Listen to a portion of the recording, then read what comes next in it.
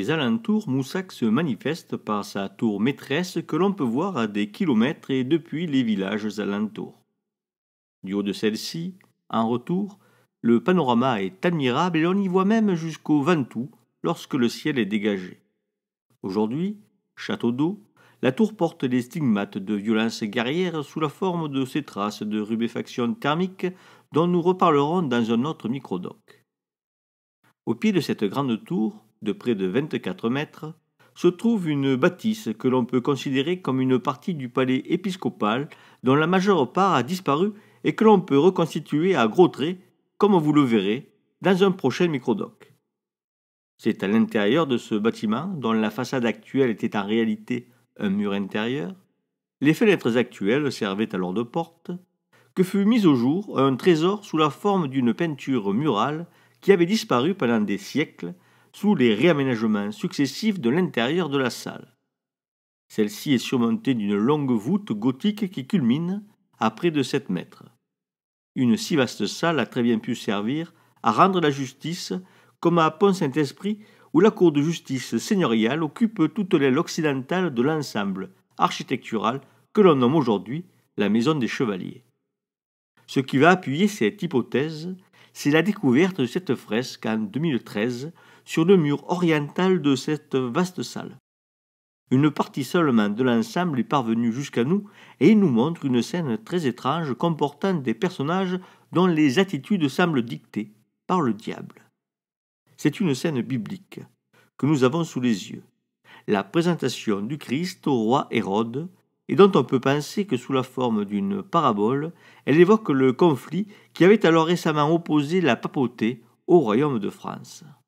Ici, de manière alambiquée et cachée, quasiment ésotérique, l'évêque aurait exprimé sa condamnation de l'attitude du roi de France, représenté ici par le roi Hérode, roi de France sous l'influence du diable, roi de France qui aurait poussé ses sbires à offenser le descendant de Saint-Pierre en prenant d'assaut son palais d'Anagni, sbire qui avait arrêté le pape avant que de le relâcher, pape qui quelques mois plus tard en serait mort de chagrin, selon la légende.